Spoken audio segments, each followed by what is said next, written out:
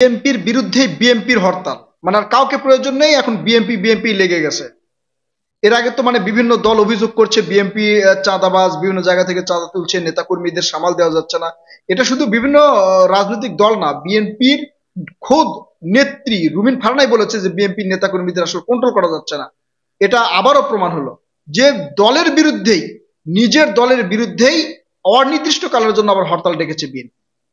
মানে কি তামাশা শুরু হয়েছে বিষয়টা আপনাদেরকে বলি প্রিয় দর্শক। আপনারা দেখেন, আর ঠাকুরগাঁও উপজেলার বিএনপির দ্বিবার্ষিক সম্মেলন স্থগিতের প্রতিবাদে অনির্দিষ্টকালের জন্য হরতাল ডেকেছে বালিয়াডাঙ্গি উপজেলার 200 ইউনিয়ন বিএনপি শুক্রবার রাত রাত 11:30টার দিকে এই হরতাল কর্মসূচির ঘোষণা করেন তারা।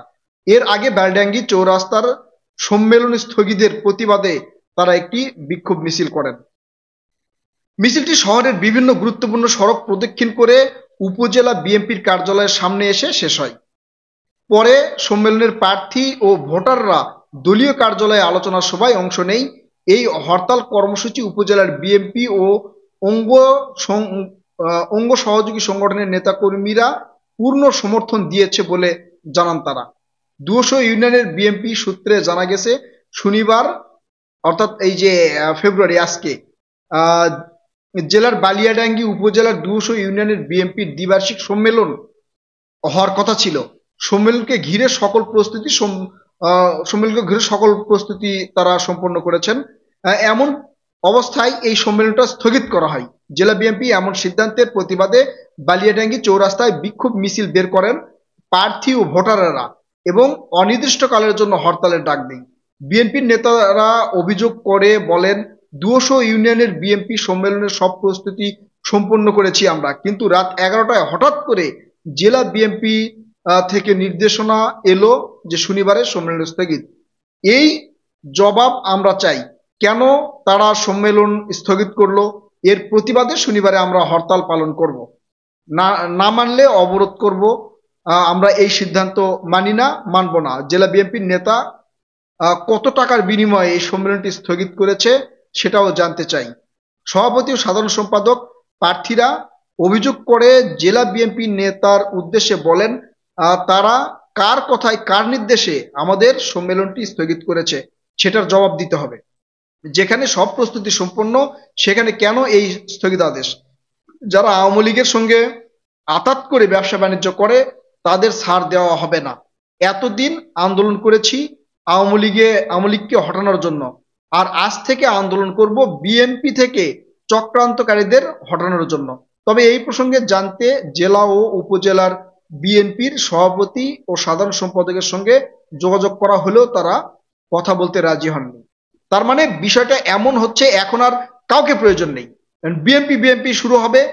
আমরা দেখছি বিভিন্ন পত্র পত্রিকায় দেখছি, মিডিয়াতে দেখছি, মানে বিএনপির বিপক্ষেই বিএনপি, মানে হয়তো কোনো না কোনো সমস্যা নিয়ে বা হচ্ছে পদ পদবি নিয়ে এখন বিএনপি, মানে নির্বাচন হলেই বিএনপি ক্ষমতায়, এটা তো দিনের আলোর মতো পরিষ্কার।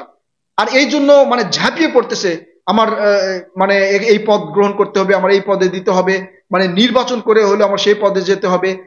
কেন্দ্রীয় পর্যায় থেকে যে একটা আদেশ বা নির্দেশ সেখানে দেওয়া হয়েছে, সেটা কি কারণে দেওয়া হয়েছে এই কারণগুলো জানার আগেই মানে বিএনপির বিরুদ্ধে বিএনপির হরতাল।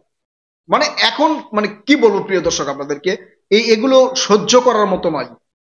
কারণ দেখছে যে আওয়ামী লীগ চলে গেছে, সবচেয়ে বিএনপি বড় দল, এখন যে কোনো ভাবে হোক পদ একটা দাগিয়ে নিতে হবে।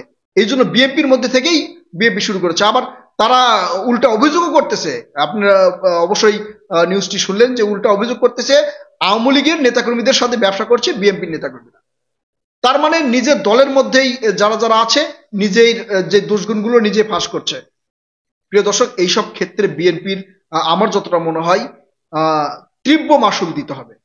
বিএনপি যে পর্যায়ে যাচ্ছে, এই যে দ্রুত নির্বাচন করছে, আপনারা মাদারীপুরের ঘটনা জানেন, ব্রাহ্মণবাড়িয়ার ঘটনা জানেন।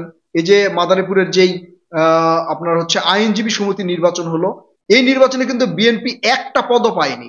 আবার ব্রাহ্মণবাড়িয়ার নির্বাচন হয়েছে 15টি আসনের মধ্যে 9টাই পেয়েছে কিন্তু আওয়ামী লীগ, আর যে 6টা বিএনপি পেয়েছে তার মধ্যে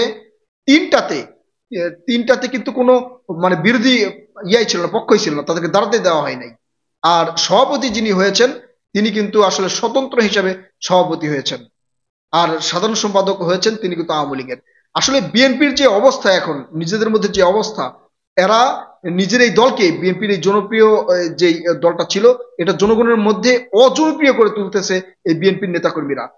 আসলে তারেক রহমানের নির্দেশ এরা মানছেন না বলে আমার মনে হয়, কারণ যদি তার নির্দেশ মানতো তাহলে এরকম পরিস্থিতি হওয়ার কথা নয়। প্রিয় দর্শক, অবশ্যই আপনারা এই বিষয় নিয়ে মতামত দিবেন, কারণ আপনাদের মতামতের উপর ভিত্তি করে আমরা সাধারণ জনতার মতামত অনুষ্ঠান করব। প্রিয় দর্শক, আমাদের সাথে থাকবেন। আর বিএনপির এই যে সার্বিক পরিস্থিতি, এটা বিএনপি কে কোন দিকে নিয়ে যেতে পারে বলে আপনি মনে করেন, অবশ্যই আপনার মূল্যবান মতামত জানাবেন।